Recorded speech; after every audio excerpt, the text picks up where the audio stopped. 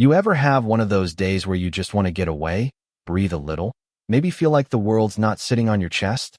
That's all Lena Brooks wanted: a quiet weekend, a chance to sit by a lake in the middle of nowhere, Tennessee, and let the weight of being a black woman in America slip off her shoulders for a minute. But sometimes, the world has other plans, and for Lena, those plans came crashing down with a fire, a snake, and a cop who thought he could play God.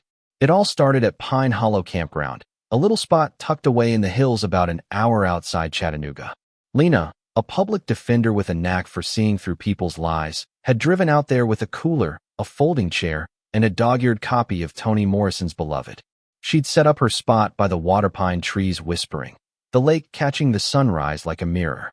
She was sipping coffee, letting the morning sink in, when a scream ripped through the air.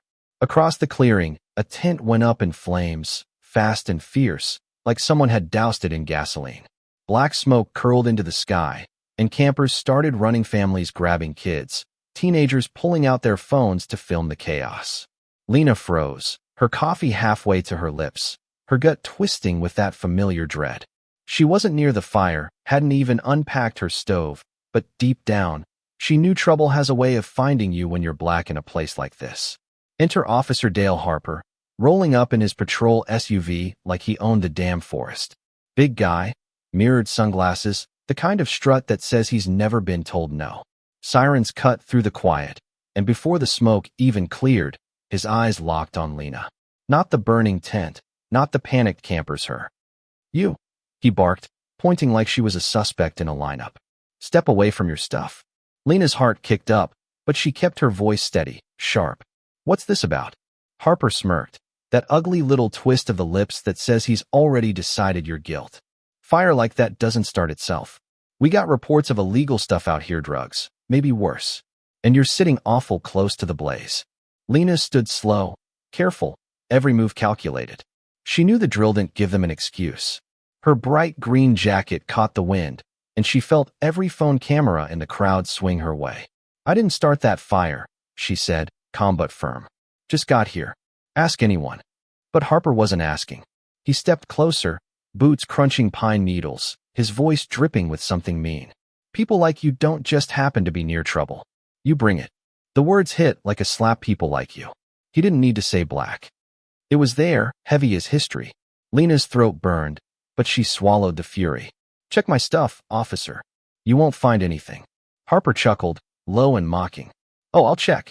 But when I don't find what I know is there, that just means you're hiding it. And that makes you guilty. The crowd shifted, some whispering, some filming, nobody stepping in.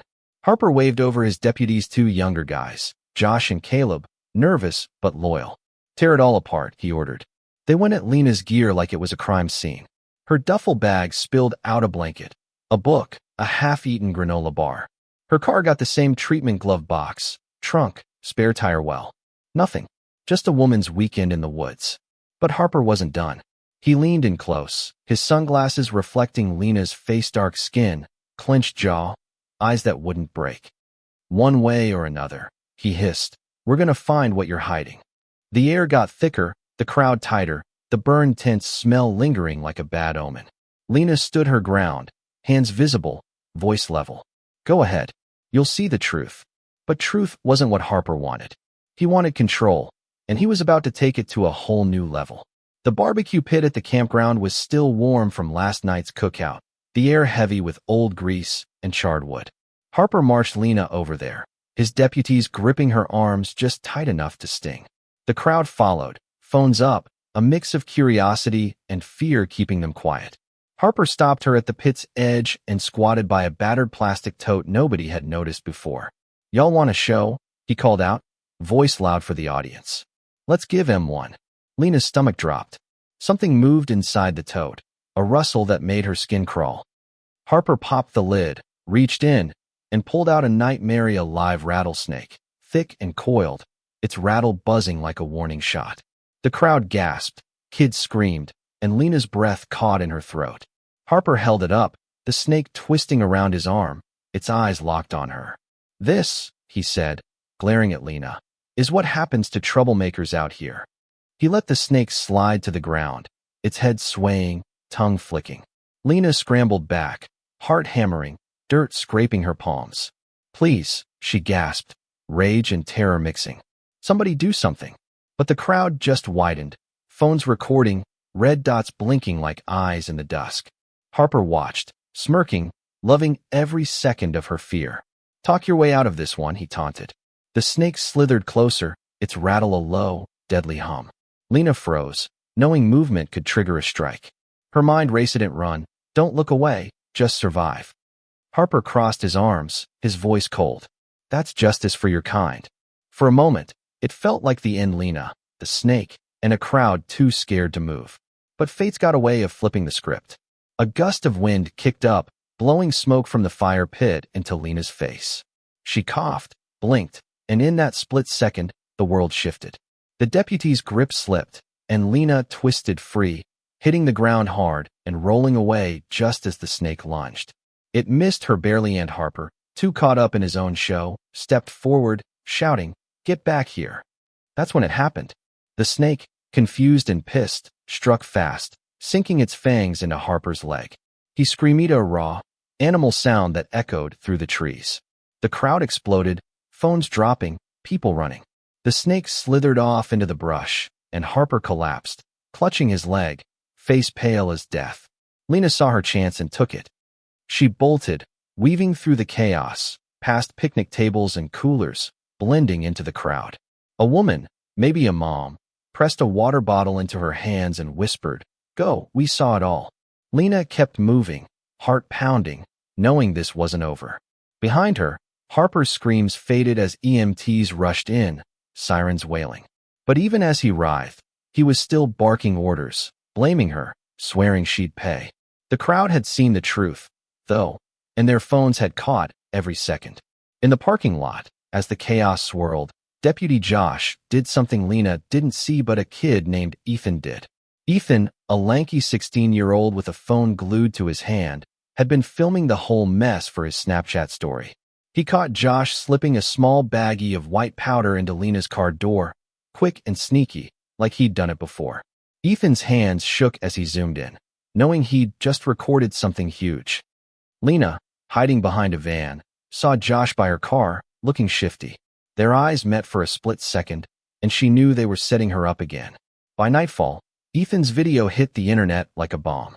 He sent it to a local reporter, Mia Chun, who worked out of a cluttered newsroom in Chattanooga. Mia watched the footage, her coffee going cold, her pulse racing. The snake, Harper's cruelty, Josh's frame upit was all there, raw and undeniable. She uploaded it, tweeted it out, and within hours, it was everywhere. Justice for Lena trended, hashtags exploding across Twitter, TikTok, Instagram. "This is America in 2025, one post read. "We can't keep letting this happen," said another. The video stormed through the internet, picking up millions of views, retweets, and angry comments.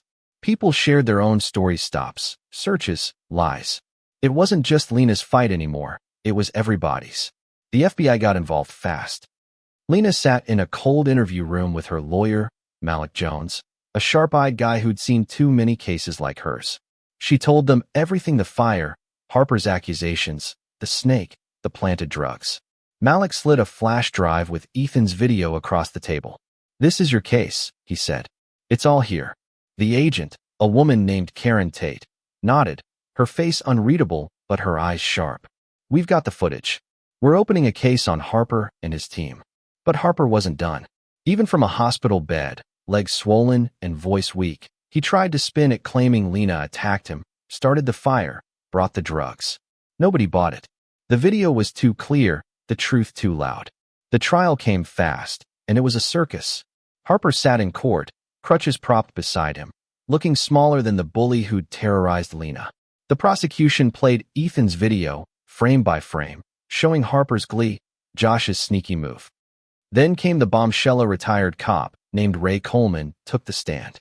Ray, voice heavy with regret, spilled it all. Harper's history of planting evidence, targeting black folks, skating by because the system protected him. "I stayed quiet too long," Ray said, eyes down. "I'm here to make it right."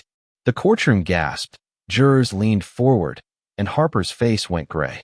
Malik leaned over to Lena, whispering, We've got him. The judge didn't hold back. Dale Harper, she said, voice like steel, you used your badge to terrorize, to lie, to destroy. You're sentenced to 20 years, no parole. The room exhaled, some clapping, some crying. Lena felt a weight lift, not all the way, but enough to breathe. Outside, the crowd roared not in joy, but in relief, in hope. Justice for Lena lit up again, and news vans broadcast the verdict coast to coast. But the real change came after.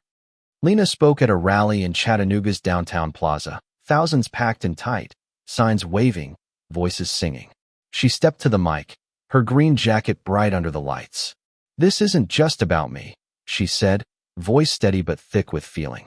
It's about every person who's been told their pain doesn't count, their life doesn't matter. We're here because we said enough, because we stood together. The crowd cheered, tears falling, fists raised. It wasn't just a rally, it was a promise. People signed up to vote, joined advocacy groups, demanded new laws. Lena's story wasn't just hers anymore. It was a spark that lit a fire. Months later, Lena stood in a law school lecture hall, facing a room full of students. She wasn't a lawyer anymore, not in the courtroom since Sesh left that behind, too raw from the fight. But her voice carried weight. I used to think justice was a straight line, she told them, her eyes meeting theirs. But it's messy, it's hard, and it only works if you fight for it. You're the ones who'll shape it next. Don't let it bend toward hate. The students clapped, some crying, some scribbling notes like their lives depended on it. A scholarship in Lena's name started that day for kids who'd fight for what's right. Here's the thing, though Lena's story didn't end with a neat bow. She still wakes up some nights, hearing that snakes rattle, seeing Harper's smirk. The scars don't fade easy, and the system? It's still creaking, still breaking people. But Lena showed us something: truth can cut through lies if enough voices carry it. She wasn't just a victim. She was a force, a woman who turned pain into power. And now, I'm asking you watching this, what would you do if this happened in your town? If you saw someone like Lena targeted, would you film it, share it, speak up? Or would you look away, figuring it's not your fight? Drop your thoughts in the comments. Tell me where you're watching from, what justice means to you. Because Lena's story? It's not over. It's ours now, and it's up to us to decide what happens next.